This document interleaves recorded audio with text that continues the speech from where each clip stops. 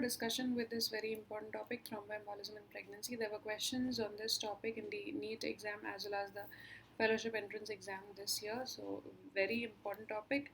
Uh, Please listen carefully.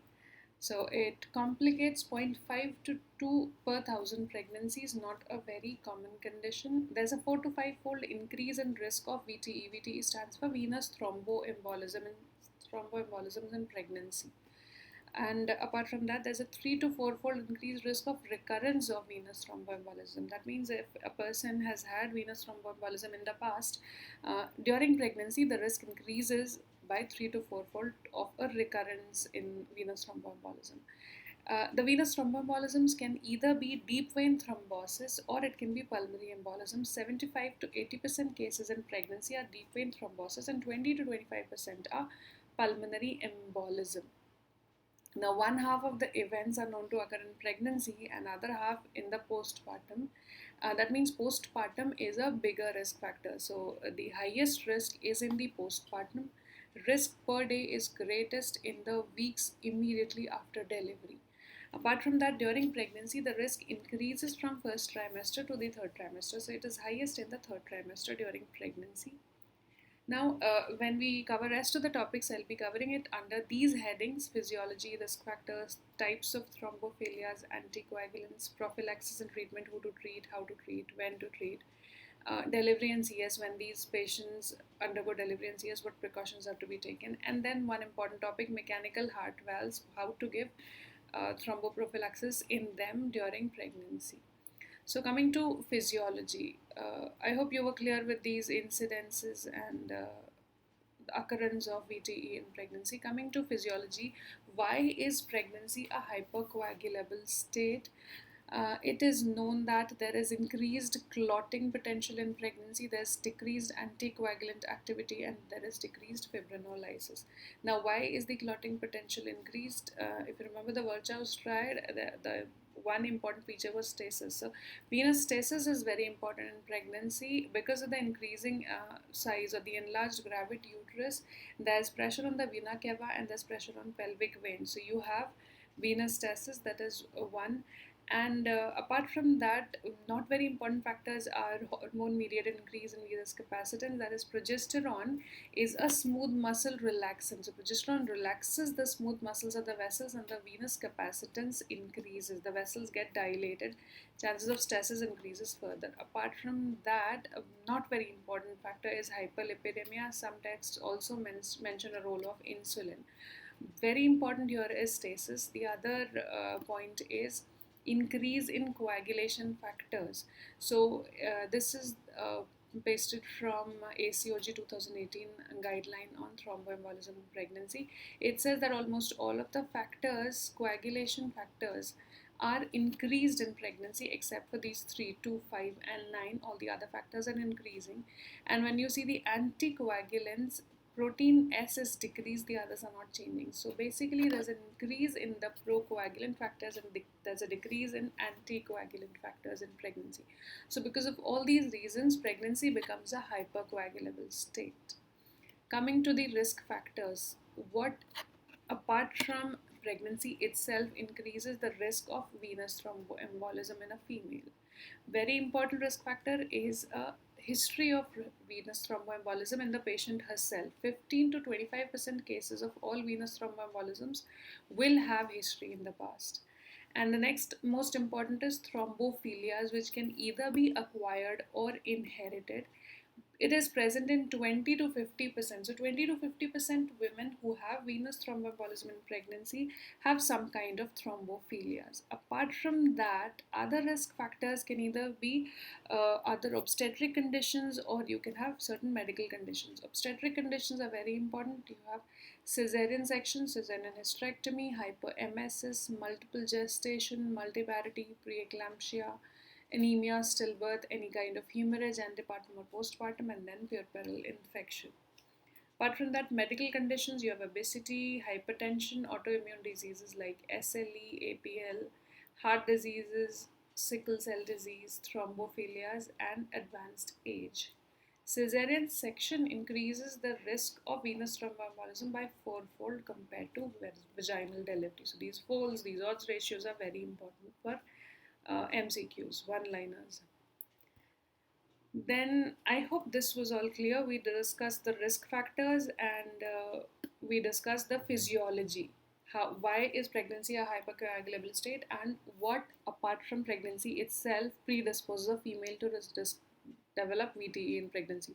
Most important was one was risk factor, one was previous VTE, and the other was thromboembolism, and then we read the other conditions. So now, if you're clear with all those, we come to thrombophilias and screening for thrombophilias, when to screen and how to screen.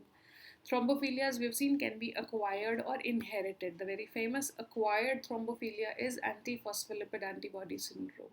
Of the inherited ones, we have not heard quite commonly in our practice.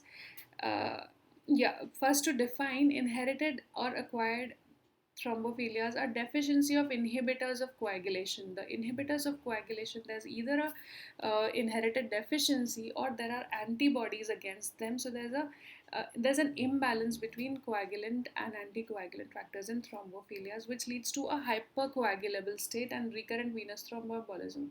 So basically, in layman's terms, a thrombophilia is a condition where there's increased chances of forming a clot in the absence of injury. So the person doesn't get injured, the vessels on their own start forming clots inside. So you can have deep venous thrombosis, or you can have pulmonary embolisms. All these are may result from thrombophilias.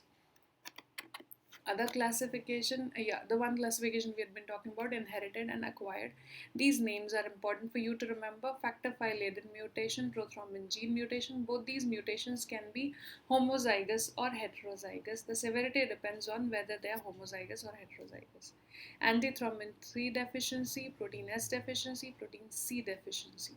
Of the acquired antiphospholipid antibody syndrome is most important. The others we're not considering here. They're not very important or very common in obstetric patients.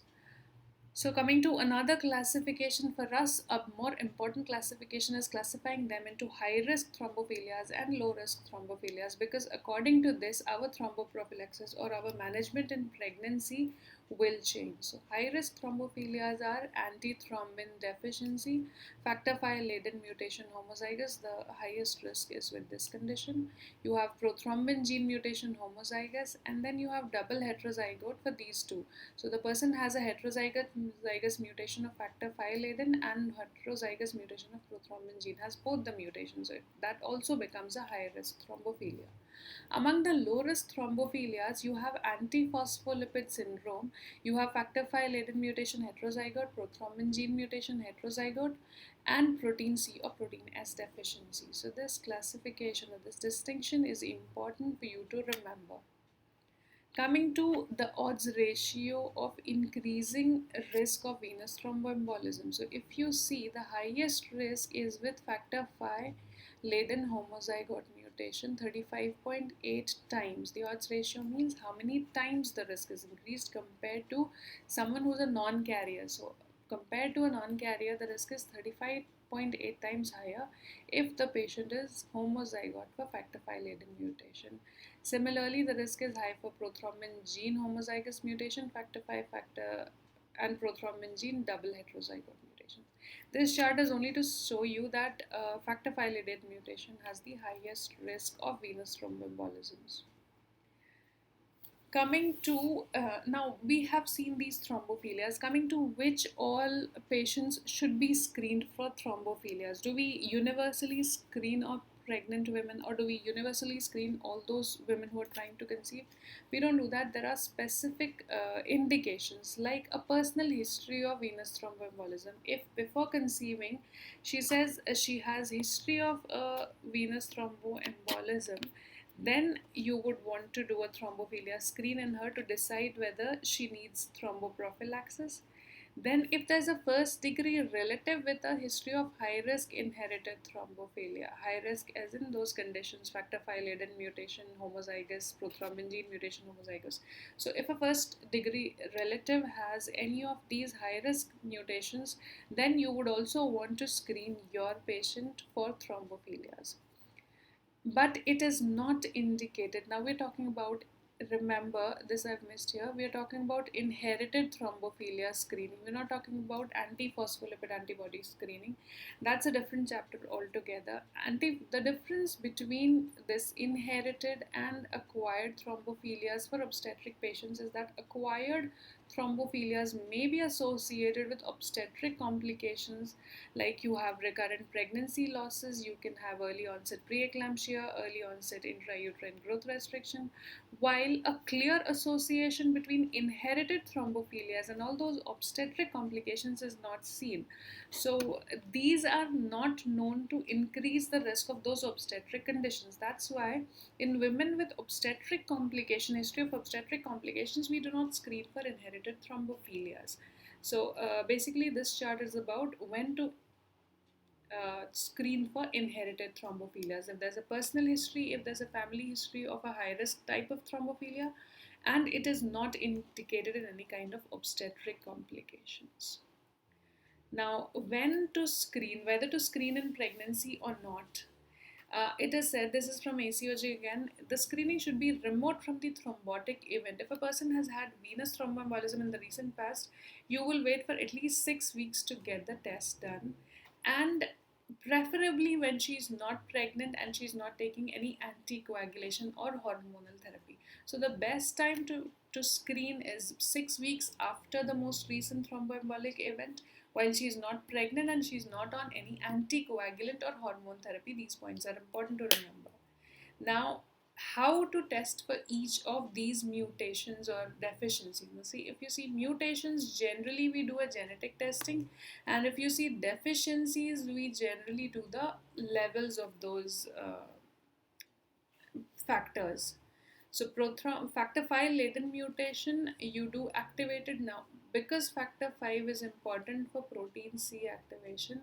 So you do the activated protein C resistance assay. If it is abnormal, you confirm the diagnosis by DNA analysis. Prothrombin gene mutation, directly DNA analysis. Protein C and S deficiency is by their activities. C activity and functional assay also tells you how much is the activity of protein S.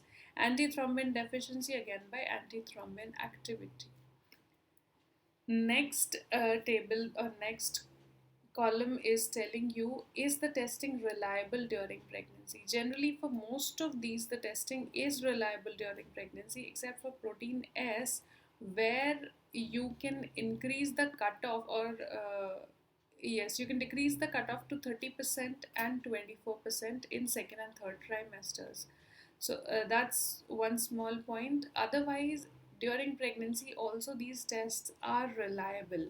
See, that's one thing, saying the same guideline is saying that these tests are reliable in pregnancy, but still, if you want to know the best time to screen for these thrombophilia, it is when the patient is not pregnant. Now, these are not important. Is the testing reliable during acute thrombosis and reliable with anticoagulation? For us, this point is only important. So this I've included here again because it is very important to stress all these points. You have to remember these points. Coming to, so we have seen physiology, we have seen the two important risk factors and other obstetric and medical risk factors. We have seen thrombophilias, you have acquired, inherited. More importantly, you have high risk types and you have low risk types. This is more important for us. Screening for thrombophilias, you have when there's personal history, when there's family history, only family history of a high risk thrombophilia. Only in these conditions you're going to screen for thrombophilia.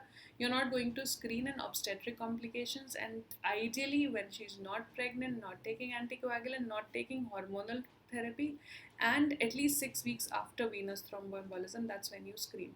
Coming to how to anticoagulate when there's a risk factor, what anticoagulants we use. We use unfractionated heparin UFH and low molecular weight heparin LMWH. Now, in pregnancy, these are the anticoagulants which are preferred. I'll tell you which all we don't prefer and why we don't prefer them. Heparin compounds both do not cross placenta, both are considered safe in pregnancy. They During pregnancy, what happens? They have a shorter half life and they have lower peak plasma concentrations.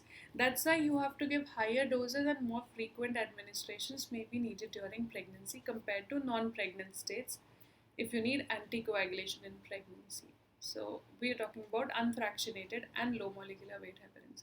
Now, you must have seen that we are nowadays switching from unfractionated heparin to low molecular weight heparin. Why are we doing this? Because the administration, subcutaneous administration, is easier.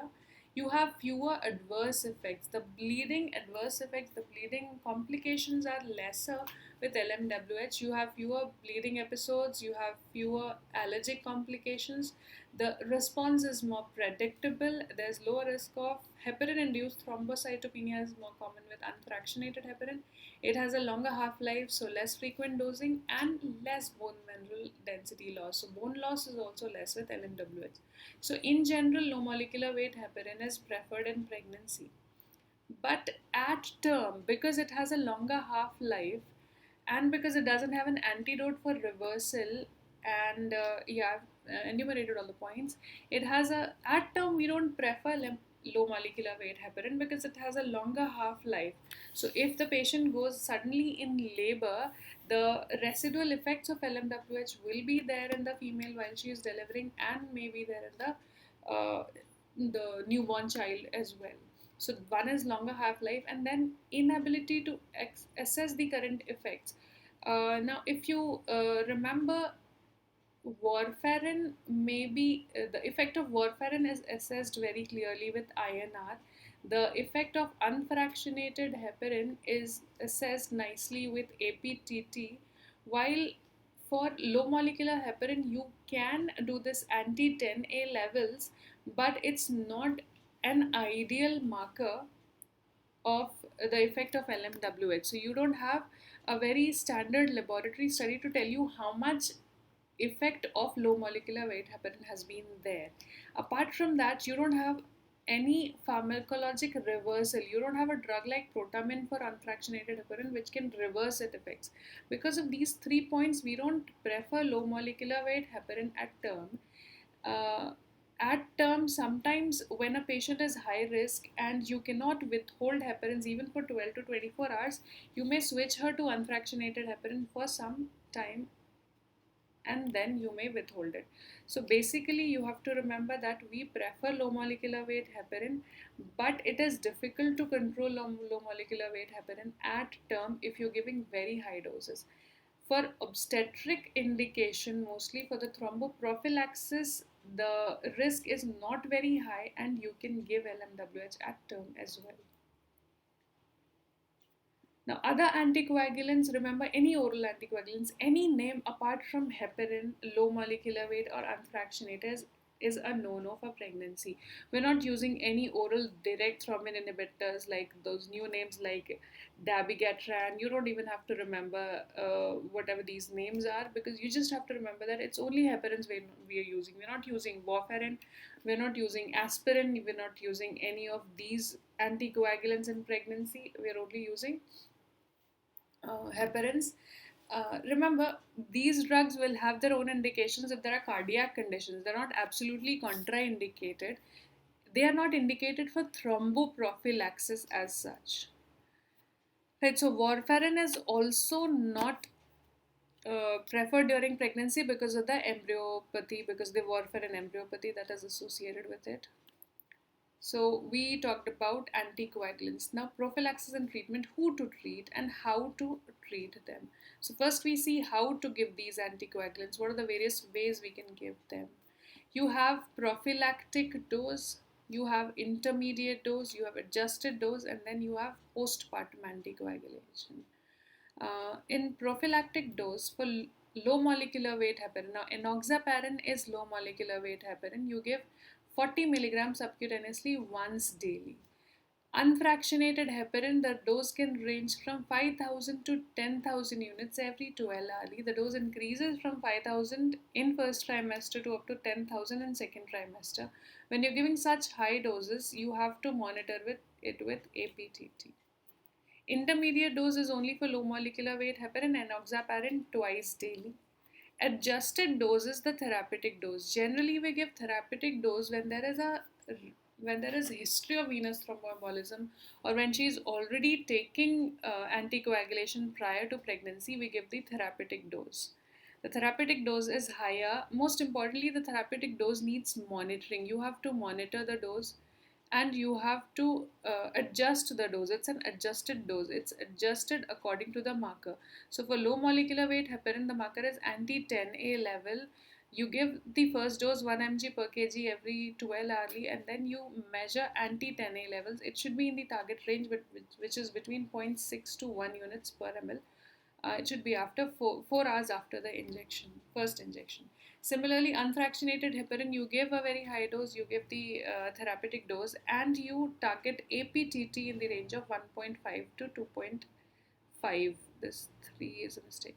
1.5 to 2.3, it's actually times control, right? So for therapeutic doses, it's also called adjusted dose because it is adjusted on anti 10A and APTT levels. Postpartum anticoagulation is nothing, it is any one of these, whichever is said, and it is given for 4 to 6 weeks. So basically, it's important that you remember that postpartum anticoagulation is for 4 to 6 weeks. You can give these heparins. You can also give warfarin in high risk women in these for postpartum anticoagulation. But if it's only for 6 weeks, you can go on with heparins. One important point for warfarin is that when you're switching from heparin to warfarin, there should be an overlap for at least 2 days till the INR reaches 2. So you were giving her heparin, you start her on warfarin, and you start monitoring INR. When the INR reaches 2, from that day you overlap for 2 more days, you let the INR remain for 2, and then you discontinue the heparin. So to switch from heparin to warfarin, you need this overlap of at least 2 days. Generally, when it is only to be given for 4 to 6 weeks, we prefer heparins only. If a patient has been taking anticoagulation before pregnancy and needs to continue anticoagulation after pregnancy, we like to switch to warfarin earlier. Now coming to the most important point, indications of surveillance of venous thromboembolism. Actually, this was the topic of the question in your NEET exam.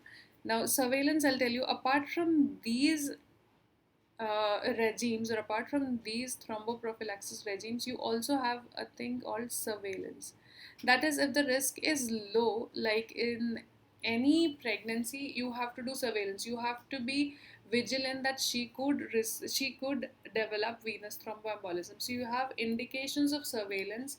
You have indications of giving only postpartum anticoagulation. You have indications of giving both antepartum and postpartum coagulation. So what are the conditions where you'll only be vigilant, where you'll only do surveillance? No history of VTE, no thrombophilia. That is, any pregnancy you're going to be vigilant. Apart from that, this is important. This is important for you to understand. I want you to be attentive here. Single provoked venous thromboembolism. So, what is a provoked venous thromboembolism? If it was caused by some major risk factor like immobilization, like a major surgery, then it's called provoked. It means that even if someone who is not predisposed to a hypercoagulable state, who's not predisposed to developing venous thromboembolism, if you do a major surgery in them, if you immobilize them for a long time, they may still develop venous thromboembolism. But that doesn't mean that during pregnancy they will develop venous thromboembolism, because it was a provoked VTE. It was not unprovoked, or it was not related to estrogen. Now, this provoked VTE generally includes immobilizations, surgeries, but it doesn't include VTE caused in pregnancy or VTE caused by estrogen. So, because estrogen is the reason why you're having increased risk to VTE in pregnancy. So, anything which is related to estrogen or pregnancy, if that is causing venous thromboembolism, it is an unprovoked VTE. Or if there's no risk factor known, it's an unprovoked VTE. If you have a major risk factor like immobilization, like surgery, it's called a provoked VTE. If someone has had a provoked VTE, like the question was, the female had a hip fracture and then she developed VTE, it's called a provoked VTE. In those cases, we don't give thromboprophylaxis in pregnancy, we only do surveillance. Then the third is low risk thrombophilias without previous venous thromboembolism. Low risk is the ones we listed: antiphospholipid syndrome, heterozygote, factor 5 latent mutation, heterozygote, uh, prothrombin gene mutation, and protein C and protein S deficiency. So if you have all those thrombophilias in the patient and there's no previous history of VTE, in all these three conditions, there's only need for being vigilant. There's no need to give anticoagulation. Coming to next, antepartum surveillance and postpartum anticoagulation. So that's the next indications for postpartum anticoagulation only. The same things I have included again, but you have a added point here: one with multiple risk factors and two and three with any additional risk factors. So if a patient has no history of venous thromboembolism or thrombophilia, then you should have additional multiple risk factors. And if there's a history of unprovoked VTE or there's a low risk thrombophilia, you have any additional risk factor, you will give postpartum prophylaxis at least. So among the risk factors, there's first degree relative with a thrombotic episode, major thrombotic risk factors like obesity, prolonged immobility, cesarean delivery, basically all the list we discussed earlier. So if you have multiple of those and otherwise no history of VTE and no thrombophilia in the patient, you may consider giving postpartum prophylactic anticoagulation. Or if you have any of these single provoked VTE or low risk thrombophilia and any of these, then you can at least give postpartum prophylactic anticoagulation. Coming to the third, when to give both antepartum and postpartum prophylactic anticoagulation. Sorry for this. So, first is if there's history of unprovoked VTE. Unprovoked doesn't, there was no surgery, there was no embobolization, or she developed VTE when she was taking OC pills or when she was pregnant. These are all called unprovoked VTEs. This PIA is you can either give prophylactic or intermediate or adjusted dose of heparin. Second is low risk thrombophilias with a previous episode of venous thromboembolism. She is not on treatment. You give either prophylactic or intermediate dose. The third is high risk thrombophilia without a previous history. If she's not had venous thromboembolism in the past, she only has on genetic testing, she was known to have high risk thrombophilias. You give either prophylactic dose or intermediate dose. Then high risk thrombophilia with a previous history in the patient, then you give either any of these prophylactic, intermediate, or adjusted dose. Finally, two or more episodes of VTE, any kind of thrombophilia, whether thrombophilia is there or not there. If you have two episodes of venous thromboembolism in the patient, you give both antepartum and postpartum anticoagulation in them. Here you can give prophylactic, intermediate, or adjusted. So basically, adjusted dose is added when they have had a venous thromboembolism in the past, or they have a high risk thrombophilia. So these were all the indications of thromboprophylaxis. Now, two last important points: delivery and cesarean. Somebody is taking heparin in her antepartum period. How do you plan delivery and cesarean in them? And then the last point, we'll be talking about mechanical heart valves, what anticoagulation to give to these women. So, very crisp and important points are there. You have to memorize them. It says discontinue prophylactic or intermediate doses of heparin upon the onset of spontaneous labor. So, if the female is going in spontaneous labor, you will withhold it the moment you see she's gone in labor. Or if you're planning an induction, you will withhold it the day prior to planned induction. So if you're giving a morning dose, today you give a morning dose and tomorrow you do the induction. So tomorrow's dose you're not giving. So one day dose of one day is going to be missed, whether you're giving intermediate or prophylactic LMWH or unfractionated heparin, any of these one day before, if there's a planned induction. If there is going to be neuraxial blockade, that is a spinal or epidural anesthesia or analgesia, you have to withhold it 12 hours after the prophylactic dose of low molecular weight heparin or 24 after therapeutic dose. So low molecular weight heparin, because it has a longer half-life, you need this longer period. If it is prophylactic dose, 12 hours after the last dose, you can give her a spinal, or if it's a therapeutic dose, at least 24 hours are needed. If unfractionated heparin was given, the wait period is shorter, only 4 to 6 hours. And if you have to do it immediately, you can measure APTT. If that's high, you can give protamine sulfate. That's why it is said that UFH is better during term, but still there's no recommendation that you switch, because even LMWH also requires at the most 12 to 24 hours. So if it is going to be a planned delivery, it's all right with LMWH during late pregnancy or near term as well. Coming to after cesarean or after delivery, when to start these heparins? Low molecular weight no sooner than 4 to 6 hours after vaginal delivery and 6 to 12 hours after cesarean delivery. So all these hours are very important, are specific, and they're important for MCQs. If women require this, we've discussed, if they require anticoagulation for more than 6 weeks in postpartum, we can bridge them to warfarin, that 2 days overlap period, and then we can start warfarin on them. Coming to last, long-term anticoagulation in heart valves, it's easy, it's known to most of us. There's a slight change which I wanted to discuss. In the latest guidelines, there's a slight small change.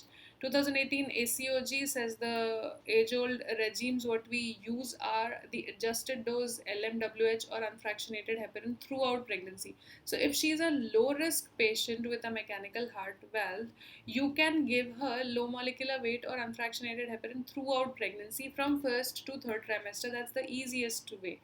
But the risk of valve abnormalities or from formation of thrombus is high with these. So if it's a higher risk female, what is done is she was taking warfarin, she gets pregnant, you ask her to start heparin, she takes heparin till 13 weeks. 13 weeks onwards you start warfarin, and then as she nears term by 34 to 36 weeks again you shift to switch her to heparins. Now this is because 6 weeks to 13 weeks is the period of embryogenesis. During that time, there's risk of warfarin embryopathy.